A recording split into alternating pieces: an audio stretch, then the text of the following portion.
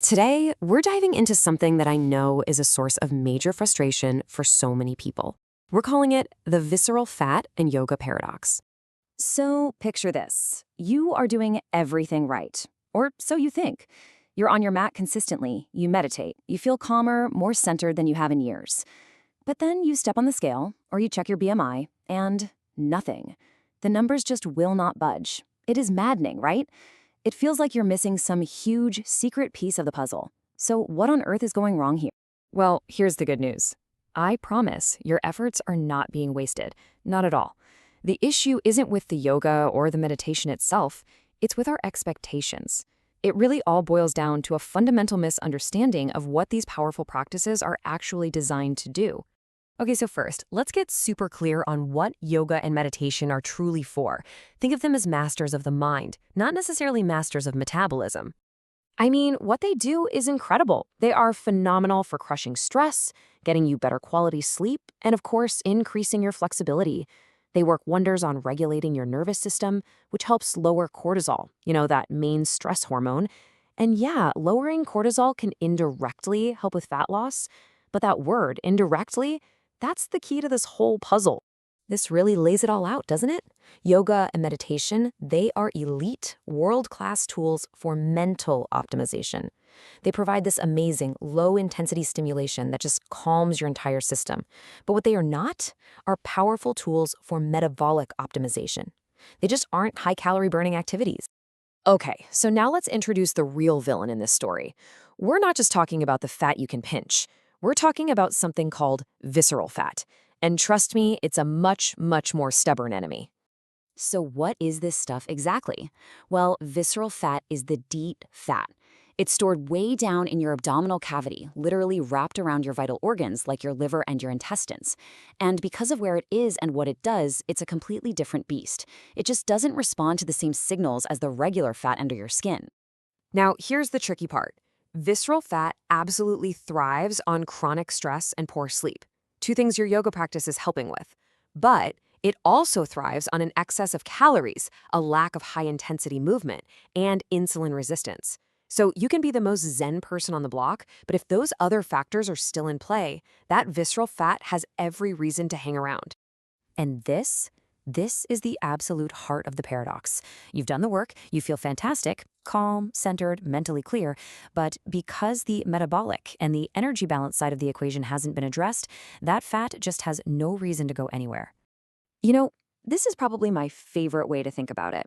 A screwdriver is a brilliant tool, right? It's essential for what it does. But if you try to use it to hammer a nail, you're just going to get frustrated, you're not going to get the job done, and you'll probably end up blaming the screwdriver. The tool isn't the problem, it's how you're using it. And that's exactly what can happen here. We're using a world-class mental wellness tool, but we're expecting it to do the heavy metabolic lifting. We're asking our yoga practice to do a job it was never designed for. Okay, so if yoga is the screwdriver, what's the hammer? Let's talk about the real toolkit, the one that's specifically designed to tackle visceral fat. The principle here is actually pretty simple. Your body adapts to the challenges you throw at it. To kickstart real metabolic change and target that deep, stubborn fat, your body needs different signals. It needs more diverse and, frankly, more intense stimuli than a common yoga session can provide. So here are the tools that send those signals loud and clear. Number one, daily cardio, about 20 to 30 minutes just to create that consistent energy deficit. Two, strength training 2 or 3 times a week. This is absolutely non-negotiable for building muscle, which is basically your body's metabolic engine. And 3, daily walking. Aim for 8 to 10,000 steps. It keeps you active without adding a ton of stress. This is the 3-part approach that speaks the language visceral fat actually understands. But even with the absolute perfect exercise plan, all of that can be completely undermined if we don't talk about the single most important element. Let's get into nutrition, because this is the real deciding factor. Okay, this is one of those hard truths, but it is so, so important. You simply cannot out-train a diet that is consistently giving your body more energy than it needs. And it does not matter if that energy is coming from healthy things like avocados and nuts or from pizza. A calorie surplus is a calorie surplus, period. And here are some of the traps that so many of us fall into.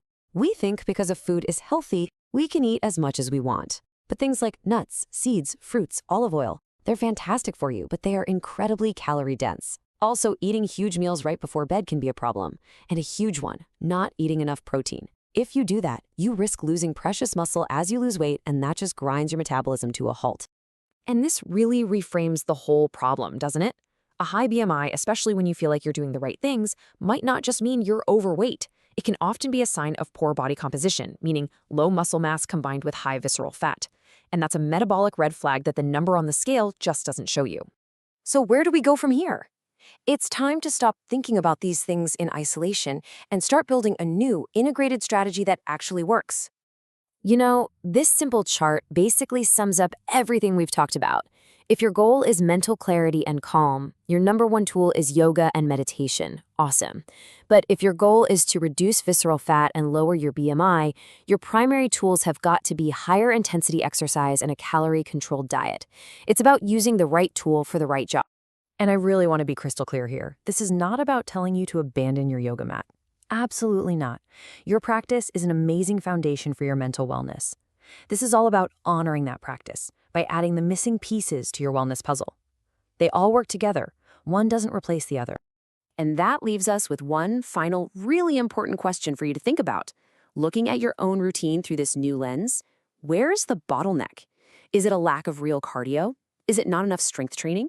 Or maybe, just maybe, is it those healthy but high-calorie foods sneaking in? Finding that bottleneck, that is your first step to finally breaking through this paradox for good.